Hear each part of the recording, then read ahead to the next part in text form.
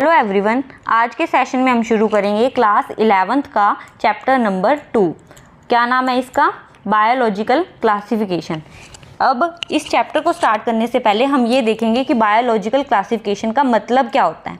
तो biological classification का मतलब होता है, सबसे पहले बायोलॉजिकल का मतलब होता है लिविंग, और क्लासिफिकेशन का मतलब होता है क्लासीफाई करना। तो जब लिविंग ऑर्गेनिजम्स का क्लासिफिकेशन किया जाता है उसको बोलते हैं बायोलॉजिकल क्लासिफिकेशन। तो इसमें क्या है कि जो लिविंग ऑर्गेनिजम्स है उनको क्लासीफाई किया गया था, तो उसके बारे में अपने रीड करेंगे। तो ये जो बायोलॉजिकल क्लासिफिकेशन चैप्टर है आपका, ये क्या है कि आपका बेस है, क्योंकि हायर स्टडीज़ में बायोलॉजी को अगर अच्छे से समझना है तो इस चैप्टर को, यानी कि इसके बेसिक कॉन्सेप्ट्स हैं जो आपके क्लास 11th के अंदर दिए गए हैं, इनको समझना बहुत ज़रूरी होता है। तभी आप आगे जाके बायोलॉजी को हायर क्लासेस के अंदर अच्छे से स्टडी कर पाओगे, क्योंकि जो आपके 11th क्लास के फर्स्ट 4 चैप्टर्स हैं ना, वो आपकी बायोलॉजी का बेस है। तो आज अपने शुरू करते हैं तो इसका बायोलॉजिकल क्लासिफिकेशन। तो सबसे पहले किसी भी चैप्टर को स्टार्ट करने से पहले, यानी कि उसको इजी बनाने के लिए एक ट्रिक है, वो आजमानी चाहिए। वो क्या है कि किसी भी चैप्टर को, जो बड़ा चैप्टर है, तो उसको पहले क्या करेंगे, पार्ट्स के अंदर डिवाइड कर लेते हैं। पार्ट्स में डिवाइड करने से क्या होता है कि वो चैप्टर है अपने को ईजी लगने लग जाता है। कैसे? क्योंकि क्या है कि अब एक ये बहुत बड़ा चैप्टर है, लेकिन मैंने क्या किया है, इसको पार्ट्स में डिवाइड कर लिया। और कितने पार्ट्स में डिवाइड किया है? 5 पार्ट में डिवाइड किया है। तो ऐसे लगेगा कि बस अपने को ये 5 टॉपिक ही है जो कि इस चैप्टर के अंदर पढ़ने हैं। ठीक है, तो ऐसी स्ट्रैटेजी होनी चाहिए आपकी कि किसी भी चैप्टर को स्टार्ट करने से पहले उसको पार्ट्स में डिवाइड कर लो और फिर उसको रीड करो। तो मैंने इस चैप्टर को क्या है 5 पार्ट में डिवाइड किया है। कौन कौन से? सबसे पहले अपने पढ़ेंगे इसका क्लासिफिकेशन, फिर उसके बाद में जो क्लासिफिकेशन किया है उसके पार्ट्स को पढ़ेंगे। वो कौन कौन से हैं? मोनेरा, प्रोटिस्टा, फंजाई और वायरस। तो अपने इस चैप्टर को इन 5 पार्ट्स के अंदर रीड करेंगे। तो सबसे पहले अपने स्टार्ट करने वाले हैं इसका क्लासिफिकेशन। तो जैसा कि इस चैप्टर का नाम ही है बायोलॉजिकल क्लासिफिकेशन, तो सबसे पहले अपने इसमें ये पढ़ेंगे कि जो लिविंग ऑर्गेनिजम्स हैं उनका क्लासिफिकेशन कैसे किया गया है, किस बेसिस के ऊपर उनको किसी ग्रुप के अंदर रखा गया है, उनकी सिमिलैरिटीज़ क्या हैं और डिससिमिलैरिटीज़ क्या हैं कि जिस वजह से इनको अलग अलग ग्रुप्स में डिवाइड किया गया है। तो सबसे पहले अपने इसके क्लासिफिकेशन में जो रीड करेंगे वो करेंगे कि सबसे पहले जो क्लासिफिकेशन है वो किसने दिया था। तो सबसे पहले अपने देखते हैं कि एरिस्टोटल थे, उन्होंने लिविंग ऑर्गेनिजम्स को क्लासीफाई किया था। तो Aristotle was the earliest to attempt a more scientific basis for classification of organism. यानी कि एरिस्टोटल सबसे पहले ऐसे साइंटिस्ट थे जिन्होंने क्या किया था कि ऑर्गेनिजम्स को साइंटिफिक बेसिस के ऊपर क्लासीफाई किया था। उन्होंने क्या किया था, 2 ग्रुप बनाए थे, एक था प्लांट्स और दूसरे थे एनिमल्स। और प्लांट्स को भी आगे डिवाइड किया था इन्होंने ट्रीज़ में, श्रब्स में और हर्ब्स में। और एनिमल्स को उन्होंने किस में डिवाइड किया था? 2 ग्रुप के अंदर डिवाइड किया था। कौन कौन से? Those with the red blood, यानी जिनके अंदर रेड ब्लड सेल्स होती हैं उनको, और जिनमें नहीं होती हैं उनमें। यानी एनिमल्स को 2 ग्रुप में डिवाइड किया है और प्लांट्स को 3 ग्रुप में डिवाइड किया है। तो इसमें जो हर्ब्स होते हैं वो क्या होते हैं? जो छोटे छोटे बिल्कुल प्लांट्स होते हैं ना, प्लांट्स नहीं बिल्कुल, यानी कि झाड़ियाँ भी नहीं कहेंगे, कि बिल्कुल छोटे छोटे पौधे होते हैं जो बहुत सॉफ्ट स्टेम होती है जिनकी, उनको बोलते हैं हर्ब्स। और श्रब्स कौन से होते हैं? जिनका साइज़ क्या है, मीडियम होता है, मतलब कि उनकी लेंथ बहुत ज़्यादा नहीं होती, ट्री से कम होती है, झाड़ियाँ होती हैं, उनको बोलते हैं श्रब्स। और ट्री तो आप जानते हैं कि जिनकी लेंथ है वो बहुत बड़ी होती है, और उनकी जो वुडन होती है वो भी हार्ड होती है, यानी कि स्टेम में वो हार्ड होती है। तो ये थे प्लांट्स के 3 पार्ट। और एनिमल्स कौन से थे? जिनमें रेड ब्लड सेल्स प्रेजेंट होती हैं वो, और दूसरे थे जिनमें एब्सेंट होती हैं। तो लेकिन ये जो एरिस्टोटल का क्लासिफिकेशन था ये ज़्यादा टाइम तक नहीं चला था। तो इनके बाद में लीनियस आए थे, जिन्होंने क्या है कि ऑर्गेनिज्म को क्लासीफाई करने के लिए 2 किंगडम क्लासिफिकेशन दिया था। इन्होंने क्या किया था? He classified the organisms into 2 kingdoms. अब 2 किंगडम कौन कौन से थे? Kingdom Plantae and kingdom Animalia. अब इन्होंने क्या किया था कि किंगडम प्लांटी और किंगडम एनिमेलिया दिए थे। तो इसके अंदर क्या है कि प्लांट्स को जिनके अंदर सेल वॉल प्रेजेंट होती है उन सभी ऑर्गेनिजम्स को इन्होंने क्या किया था, प्लांटी किंगडम में रखा था, और जिनके अंदर सेल वॉल एब्सेंट होती है यानी कि सेल वॉल प्रेजेंट नहीं होती तो उन सभी ऑर्गेनिजम्स को इन्होंने एनिमल्स में रखा था यानी किंगडम एनिमेलिया के अंदर रखा था। लेकिन इनके कुछ ड्रॉबैक थे जिनके कारण क्या है कि इनके क्लासिफिकेशन को भी ज़्यादा माना नहीं गया था।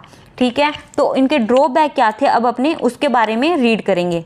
तो सबसे पहले अपने देखते हैं कि फर्स्ट ड्रॉबैक था इनका कि जो ये प्रोकैरियोट्स हैं, अब प्रोकैरियोट्स के अंदर क्या आते हैं, bacterias and cyanobacteria, and eukaryotes के अंदर आते हैं fungi, Moses, fern, gymnosperm and angiosperm. अब ये क्या थे कि प्रोकैरियोट्स और यूकैरियोट्स ऑर्गेनिजम्स जो होते हैं इनमें ये क्लासीफाई नहीं कर पाए थे कि प्रोकैरियोट्स और यूकैरियोट्स हैं वो अलग अलग होते हैं। इन्होंने क्या किया था, ये जो प्रोकैरियोट्स और यूकैरियोट्स के जो ऑर्गेनिज्म थे उनको क्या है कि एक ही ग्रुप के अंदर रख दिया था, वो थे प्लांट्स। इन्होंने प्लांट्स के अंदर ही इन दोनों को रख दिया था, लेकिन ये बिल्कुल सेम नहीं होते। और किस बेसिस पे रखा था इन्होंने, सेल वॉल के बेसिस पे कि प्रोकैरियोट्स और यूकैरियोट्स दोनों में सेल वॉल प्रेजेंट है तो दोनों प्लांट्स में आएंगे यानी प्लांट ग्रुप में आएंगे। लेकिन ऐसा होता नहीं है कि इनमें सिर्फ एक ही कैरेक्टर ऐसा था जो कि सेम था सेल वॉल का, लेकिन उसके बाद में बाकी अदर कैरेक्टरिस्टिक इनमें देखे गए तो वो थे अलग। तो इसलिए ये इनका ड्रॉबैक था कि ये प्लांट्स के अंदर रखे गए थे। तो यानी कि ये प्रोकैरियोट्स और यूकैरियोट्स के बीच में डिफरेंस नहीं बता पाए थे। अगर आपको प्रोकैरियोट्स और यूकैरियोट्स में भी डिफरेंस देखना है पूरा डिटेल में तो मैंने इसकी भी एक वीडियो डाली हुई है जिसका कि लिंक है आपको डिस्क्रिप्शन में मिल जाएगा। फिर उसके बाद में जो दूसरा डिफरेंस है इन्होंने बताया था कि जो दूसरा ड्रॉबैक था इनकी जो क्लासिफिकेशन का वो क्या था, it included in the unicellular and multicellular organisms in same group. इन्होंने क्या किया, प्रोकैरियोट्स और यूकैरियोट को सेम ग्रुप में रख दिया था सबसे पहले तो। फिर उसके बाद में इन्होंने क्या किया कि जो यूनिसेल्युलर और मल्टीसेल्युलर ऑर्गेनिजम्स होते हैं उनको भी इन्होंने क्या किया था कि सेम ही ग्रुप के अंदर रख दिया था। यानी अब इसके एग्जाम्पल देखते हैं अपने कि क्लेमाइडोमोनास और spirogyra they were placed under algae. इन्होंने क्या किया, क्लेमाइडोमोनास और स्पायरोगायरा है उनको क्या है सेम ही ग्रुप के अंदर यानी एल्गी के अंदर रख दिया था, लेकिन ऐसा होता नहीं है। It did not differentiate between heterotrophic fungi और ऑटोट्रॉफिक ग्रीन प्लांट्स। और एक तो क्या था, प्रोकैरियोट और यूकैरियोट के बीच में ये डिफरेंस नहीं बता पाई, इन्होंने सभी ऑर्गेनिजम्स को एक ही ग्रुप के अंदर रख दिया। फिर उसके बाद में दूसरा ड्रॉबैक था कि यूनिसेल्युलर और मल्टीसेल्युलर ऑर्गेनिजम्स हैं उनके बीच में ये डिफरेंस नहीं बता पाए, उनको भी एक ही ग्रुप के अंदर रख दिया। फिर उसके बाद में ये जो हिट्रोट्रॉफिक ऑर्गेनिजम्स होते हैं और जो ऑटोट्रॉफिक ऑर्गेनिजम्स होते हैं उनके अंदर भी डिफरेंस नहीं बता पाए थे, क्योंकि जो हिट्रोट्रॉफिक तो अपने को पता है कि हिट्रोट्रॉफिक ऑर्गेनिजम्स वो होते हैं जो अपने खाने के लिए दूसरों पे डिपेंड रहते हैं, और जो ऑटोट्रॉफिक ऑर्गेनिजम्स होते हैं वो अपना खाना खुद बनाते हैं, जैसे कि प्लांट्स हैं। अब वो फोटोसिंथेसिस करके खुद बनाते हैं खाना। लेकिन जो लीनियस थे उन्होंने क्या किया, जो हिट्रोट्रॉफिक ऑर्गेनिजम्स हैं और ऑटोट्रॉफिक ऑर्गेनिजम्स हैं उनमें जो ऑर्गेनिजम्स आ रहे हैं ना उनको भी क्या किया कि एक ही कैटेगरी ग्रीन प्लांट्स के अंदर ही रख दिया। ठीक है, अब इसके बाद में इन्होंने देखा कि जो फंजाई होता है उसकी सेल वॉल है वो काइटिन की होती है, लेकिन जो ग्रीन प्लांट्स होते हैं उनकी सेल वॉल है वो सेल्यूलोज की होती है। ठीक है, अब इन्होंने देखा कि इनमें भी सेल वॉल है और जो प्लांट्स होते हैं उसमें भी सेल वॉल है, तो इनको एक ही ग्रुप के अंदर रख देते हैं। लेकिन ऐसा होता नहीं है, लेकिन इनकी सेल वॉल का जो कैरेक्टरिस्टिक है वो तो अलग है ना, कि ये काइटिन की बनी हुई होती है, ये सेल्यूलोज की, तो ये आने अलग अलग थे लेकिन इन्होंने एक ही ग्रुप के अंदर रख दिया। तो इसलिए ये इसके ड्रॉबैक थे जिसकी वजह से इनका ये जो क्लासिफिकेशन है वो ज़्यादा नहीं चला। इसके बाद में 3 किंगडम और 4 किंगडम क्लासिफिकेशन दिया गया। तो 3 किंगडम क्लासिफिकेशन और 4 किंगडम क्लासिफिकेशन के बारे में अपनी पूरी डिटेल में नहीं रीड करने वाले, इसमें सिर्फ ये याद करेंगे कि किसने किसने इसको दिया था। तो 3 किंगडम क्लासिफिकेशन है वो अर्नेस्ट हैक्कल ने दिया था, और जो 4 किंगडम क्लासिफिकेशन है वो आप कोपलैंड ने दिया था। क्योंकि ये आपके एनसीईआरटी के अंदर वैसे दिया हुआ नहीं है, लेकिन अपने को ये पता होना चाहिए कि 3 किंगडम और 4 किंगडम क्लासिफिकेशन है वो किसने दिया है, क्योंकि ये नीट के अकॉर्डिंग थोड़ा इंपॉर्टेंट क्वेश्चन है कि यही पूछ लेते हैं कि फर्दर 2 किंगडम के बाद में 3 किंगडम किसने दिया है या फिर 4 किंगडम किसने दिया है। तो इसलिए अपने को ये पता होना चाहिए कि 3 किंगडम किसने दिया था और 4 किंगडम क्लासिफिकेशन किसने दिया था। जो 3 किंगडम क्लासिफिकेशन था ना अर्नेस्ट हैक्कल का, इन्होंने क्या है कि प्लांट्स और एनिमल्स वाला तो डिवाइड कर दिया था लिनियस ने। इसके बाद में जो अर्नेस्ट हैक्कल ने क्या बताया था, प्रोटिस्टा के बारे में बताया था कि प्रोटिस्टा ग्रुप होता है जिसमें क्या है कि सारे यूनिसेल्युलर ऑर्गेनिजम्स होते हैं वो आते हैं। ठीक है, इसके अंदर यूनिसेल्युलर और यूकैरियोटिक ऑर्गेनिजम्स आते हैं। ठीक है, फिर उसके बाद में 4 किंगडम क्लासिफिकेशन आया, इन्होंने इसके साथ साथ में मोनेरा को ऐड कर दिया था। इतना ही इसको पढ़ने के लिए, यानी कि 3 किंगडम और 4 किंगडम के लिए इतनी नॉलेज सफिशिएंट है, इससे ज़्यादा आपको रीड करने की ज़रूरत नहीं है। फिर उसके बाद में नेक्स्ट जो 5 kingdom classification, most important point.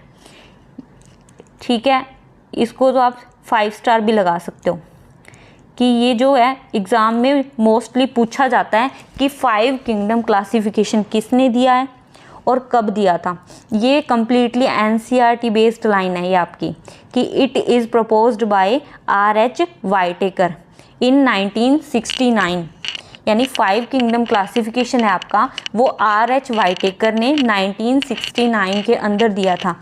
ये नीट में पूछा हुआ, प्रीवियस ईयर के एग्ज़ाम्स में पूछा हुआ क्वेश्चन है, यानी ये PYQ है नीट का। अब इन्होंने 5 किंगडम क्लासिफिकेशन के अंदर कौन कौन से किंगडम बताए थे।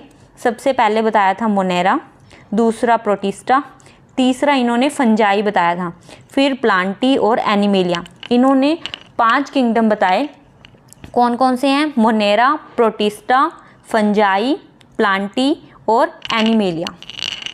अब अपने इन 5 किंगडम के नाम पढ़ने के बाद में अपने को अब ये पता होना चाहिए कि इन्होंने ये जो क्लासिफिकेशन किया है वो किस बेसिस पे किया था और किस अकॉर्डिंग इन्होंने किस ग्रुप को कहाँ रखा, वो हमें पता होना चाहिए कि मेन इन्होंने बेस क्या लिया था क्लासीफाई करने के लिए।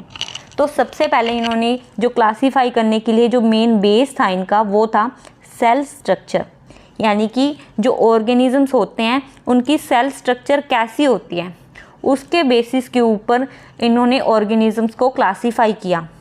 फिर उसके बाद में थैलस ऑर्गेनाइजेशन। थैलस ऑर्गेनाइजेशन का मतलब होता है कि उनकी बॉडी का ऑर्गेनाइजेशन कैसा है, उसके बेसिस के ऊपर इन्होंने क्लासीफाई किया, मतलब कि सेल स्ट्रक्चर के बेसिस पे। और थैलस ऑर्गेनाइजेशन मतलब बॉडी के ऑर्गेनाइजेशन के बेसिस पे किया। फिर उसके बाद में थर्ड पॉइंट इन्होंने लिया था मोड ऑफ न्यूट्रिशन, यानी कि वो खाने का तरीका, यानी वो कौन कौन से न्यूट्रिशन लेते हैं उसके बेसिस के ऊपर, यानी जो ऑर्गेनिज्म से सेम न्यूट्रिशन ले रहे हैं उनको अलग ग्रुप में रखा और जो अलग ले रहे थे उनसे तो उनको अलग में रख दिया। फिर उसके बाद में फोर्थ पॉइंट लिया था कि उनका रिप्रोडक्शन का तरीका क्या है, उसके बेसिस के ऊपर उनको क्लासीफाई किया। फिर उसके बाद में इन्होंने देखा फाइलोजेनेटिक रिलेशनशिप, यानी कि उनके पूर्वज कैसे हैं, एंसेस्टर कैसे थे, कि जिनके एंसेस्टर सेम थे उनको एक ग्रुप के अंदर रखा गया। तो मेन इसके कौन से पॉइंट हैं? Cell structure, thallus organization, mode of nutrition, reproduction और फाइलोजेनेटिक रिलेशनशिप।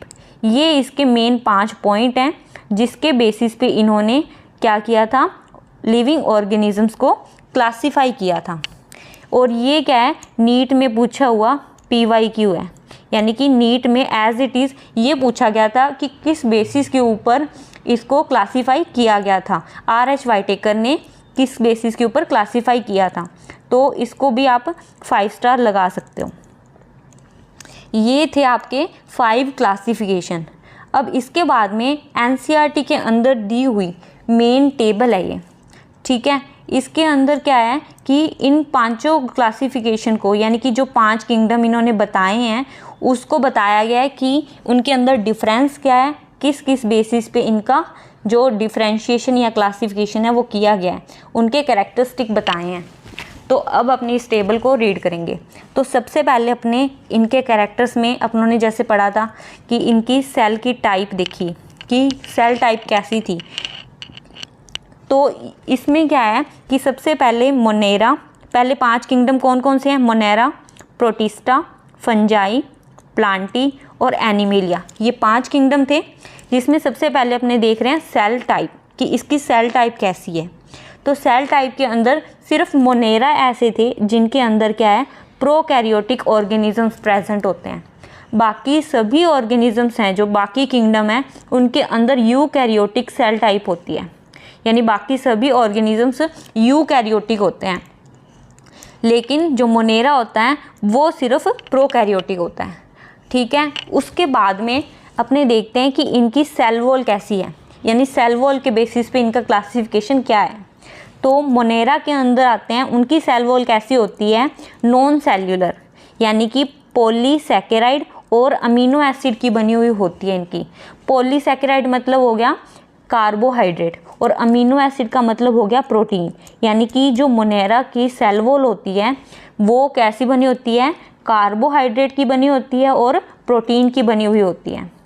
और जो प्रोटिस्टा है इनमें क्या होता है, कुछ ही ऑर्गेनिजम्स ऐसे होते हैं जिनके अंदर सेल वॉल है वो प्रेजेंट होती है, कुछ ऑर्गेनिजम्स ऐसे होते हैं जिनके अंदर एब्सेंट होती है। फिर उसके बाद में फंजाई की सेल वॉल अगर अपने देखें तो फंजाई की सेल वॉल है वो प्रेजेंट होती है, और अपने ने जैसे पीछे पढ़ा था कि फंजाई की सेल वॉल है वो काइटिन की बनी हुई होती है। ये भी इंपॉर्टेंट पॉइंट है कि फंजाई की सेल वॉल किसकी बनी हुई होती है। ये 1 मार्क में थ्योरेटिकल एग्जाम होते हैं उनमें भी पूछा जाता है, और जो नीट जैसे एग्जाम के अंदर भी ये क्वेश्चन आ सकता है कि फंजाई की सेल वॉल किसकी बनी हुई होती है, तो ये काइटिन की बनी हुई होती है। और साथ में ही पॉलीसैकेराइड यानी कार्बोहाइड्रेट भी प्रेजेंट होता है इनकी सेल वॉल के अंदर। फिर उसके बाद में जो प्लांट्स की सेल वॉल है वो सेल्यूलोज की बनी हुई होती है, और एनिमल्स के अंदर तो सेल वॉल एब्सेंट होती है। जो सारे एनिमल्स होते हैं उनमें सेल वॉल है वो एब्सेंट होती है। फिर उसके बाद में थर्ड कैरेक्टर अपने देखते हैं न्यूक्लियर मेम्ब्रेन। अब देखते हैं कि इनकी न्यूक्लियर मेम्ब्रेन है। अब देखो मोनेरा है, उनके अंदर ये क्या है, सेल टाइप है वो प्रोकैरियोटिक है। तो प्रोकैरियोटिक के अंदर जो न्यूक्लियर मेम्ब्रेन होती है वो एब्सेंट होती है, ये इसका इम्पॉर्टेंट पॉइंट है। फिर बाकी सभी में अगर अपने देखें प्रोटिस्टा, फंजाई, प्लांटी और एनिमेलिया, इन सब के अंदर न्यूक्लियर मेम्ब्रेन है वो प्रेजेंट होती है। ओके, फिर उसके बाद में नेक्स्ट कैरेक्टरिस्टिक आती है वो होती है बॉडी ऑर्गेनाइजेशन, कि इनका बॉडी ऑर्गेनाइजेशन यानी इनकी सेल है वो कैसी होती हैं, यानी इनकी बॉडी सेल्स की बनी होती है या फिर सिंगल सेल की बनी होती है, किस तरीके से। तो जो मोनेरा होते हैं वो सेल्यूलर होते हैं, प्रोटिस्टा भी सेल्यूलर होते हैं, लेकिन जो फंजाई हैं वो क्या होते हैं, मल्टी सेल्यूलर और लूज टिश्यू। मल्टी सेल्यूलर मतलब कई सारी सेल्स से मिलके बने होंगे, लेकिन लूज टिश्यू क्यों कहा है, क्योंकि इनकी सेल्स के बीच में क्या है, गैप ज़्यादा होता है, तो इसलिए ये क्या होते हैं, लूज टिश्यूज़ कहा गया इनको। फिर उसके बाद में प्लांटी, प्लांटी में क्या होता है कि टिश्यूज़ और ऑर्गन ये दोनों प्रेजेंट होते हैं, और एनिमल्स के अंदर टिश्यूज़ भी प्रेजेंट होंगे, ऑर्गन भी प्रेजेंट होते हैं और ऑर्गन सिस्टम भी प्रेजेंट होता है। मतलब कि जैसे हमें पता है कि जो सेल्स होती है, एक सेल है, अगर वो कई सेल्स मिल जाती हैं आपस में तो उनको क्या बोलते हैं, टिश्यू बोलते हैं। फिर टिश्यू से आगे ऑर्गन बनता है, ऑर्गन से ऑर्गन सिस्टम बनता है। तो जो एनिमल्स होते हैं वो क्या होते हैं कि हाईली वेल डिफाइंड होते हैं, तो इसलिए ये इनमें टिश्यूज़ भी होते हैं, ऑर्गन्स भी होते हैं और ऑर्गन सिस्टम भी प्रेजेंट होता है। फिर उसके बाद में नेक्स्ट कैरेक्टर जो अपने देखते हैं वो देखेंगे मोड ऑफ न्यूट्रिशन, कि इनका मोड ऑफ न्यूट्रिशन कैसा है। तो इनके मोड ऑफ न्यूट्रिशन में सबसे पहले मोनेरा का मोड ऑफ न्यूट्रिशन देखते हैं अपने। तो ये क्या होते हैं, ऑटोट्रोफिक और हेट्रोट्रोफिक, दोनों टाइप का इनका न्यूट्रिशन प्रेजेंट होता है। देखो प्रेजेंट तो शायद बाकी सभी में भी होगा ऑटोट्रोफिक और हेट्रोट्रोफिक, लेकिन जो मोनेरा होता है वो क्या होते हैं, इनमें जो न्यूट्रिशन होता है वो वाइड रेंज होता है, यानी कि बहुत ज़्यादा तरीके के न्यूट्रिशन ये गेन कर सकते हैं, मतलब अलग अलग तरीके से। लेकिन कई बाकी सभी ऑर्गेनिजम्स में क्या होगा कि एक स्पेसिफिक तरीका होता है जिससे ये गेन कर सकते हैं, लेकिन जो मोनेरा होता है इनमें ये वाइडली एक्सटेंडेड होता है, इनका जो न्यूट्रिशन लेने का तरीका होता है। अब कैसे होता है, जैसे कि ऑटोट्रोफिक, ऑटोट्रोफिक का मतलब क्या होता है, जो क्या है अपना फूड है वो खुद बनाते हैं, तो वो होते हैं ऑटोट्रॉफिक। तो ऑटोट्रॉफिक में जैसे कि फोटोसिंथेटिक होते हैं और या फिर अपने क्या कह सकते हैं कीमोसिंथेटिक होते हैं।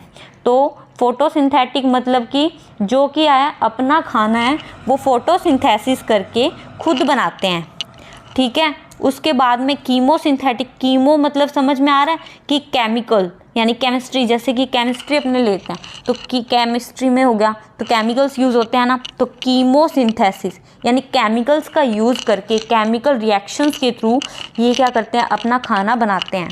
फिर उसके बाद में आते हैं हेट्रोट्रॉफिक। हेट्रोट्रॉफिक का मीनिंग क्या होता है कि जो अपने खाने के लिए क्या है दूसरों पे डिपेंड होते हैं, ठीक है। अब इसके अंदर कौन से आएंगे, जैसे कि सैप्रोफाइट। सैप्रोफाइट का मतलब होता है कि डेड ऑर्गेनिज्म पे डिपेंड होते हैं। सैप्रोफाइट का मतलब क्या होता है, which organism depend on the dead organism. जैसे बैक्टीरियाज होते हैं वो मरे हुए जो एनिमल्स या फिर कोई भी ऑर्गेनिज्म है उनके ऊपर प्रेजेंट होते हैं ना, मतलब वो सैप्रोफिटिक हैं। फिर पैरासिटिक। अब पैरासाइट्स क्या होते हैं, पैरासाइट्स के अंदर अगर देखें तो इसका मतलब होता है कि जो अपने खाने के लिए किसी और के ऊपर डिपेंड करते हैं। अब और के ऊपर कैसे, मतलब किसी और के ऊपर, जैसे अब इसका एग्जांपल, एक सबसे बेस्ट एग्जांपल अगर इसका पैरासाइट का अपने लेना तो वो होता है लाइस यानी कि जूं, जो कि हमारे सिर में अंदर यानी कि पहले प्रेजेंट होती थी, आजकल तो वो प्रेजेंट ही नहीं होती। तो जो पैरासाइट का एग्जाम्पल क्या था, लाइस यानी कि जू, जो कि सर में प्रेजेंट होती है और वो क्या करती है, सर में प्रेजेंट होती है और वो ब्लड को चूसती है हमारे। तो ये पैरासाइट हुई कि यानी किसी और के ऊपर रह के फिर अपना खाना लेती है। तो ये पैरासिटिक का बेस्ट एग्जांपल है, ठीक है। तो इस तरीके से इनमें अलग अलग तरीके से हो गया ना। ऑटोट्रॉफिक में जैसे फोटोसिंथेटिक था, कीमोसिंथेटिक था। हेट्रोट्रॉफिक में जैसे सैप्रोफाइट भी आ गए और पैरासाइट भी आ गए। तो यानी वाइडली एक्सटेंडेड था इसका मोड ऑफ न्यूट्रिशन। ये इसका मोड ऑफ न्यूट्रिशन मोनेरा का क्या है कि इम्पोर्टेंट पॉइंट है। फिर उसके बाद में अगर अपने प्रोटिस्टा का मोड ऑफ न्यूट्रिशन देखें तो इसके अंदर ये क्या होते हैं, ऑटोट्रॉफिक होते हैं और हेट्रोट्रॉफिक, यानी ये भी ऑटोट्रॉफिक और हेट्रोट्रॉफिक होते हैं। लेकिन इसके अंदर क्या, ये वाइडली डिस्ट्रीब्यूटेड नहीं होता इनका जो मोड ऑफ न्यूट्रिशन है। मतलब इसमें तो कीमोसिंथेटिक भी था, लेकिन इसके अंदर क्या होते हैं, ये सिर्फ फोटोसिंथेटिक होते हैं, प्रोटिस्टा होते हैं जो। और फंजाई क्या होते हैं, ये हेट्रोट्रॉफिक होते हैं।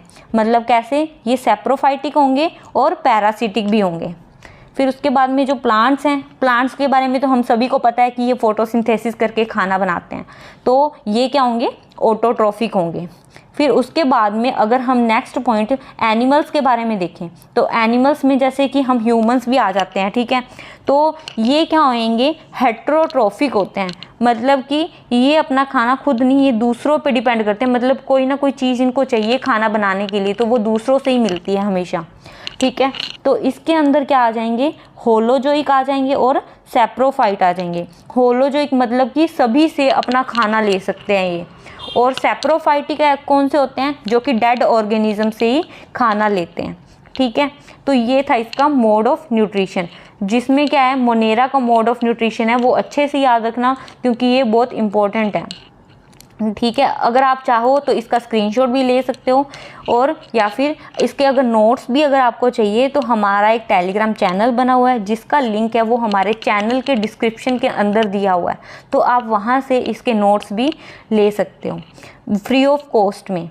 तो ये था हमारे चैप्टर का फर्स्ट पॉइंट, क्लासिफिकेशन, ठीक है। अगर आपको मेरी वीडियो अच्छी लगी तो लाइक एंड सब्सक्राइब जरूर करना, और मोर वीडियोस के लिए चैनल को सब्सक्राइब कर लेना।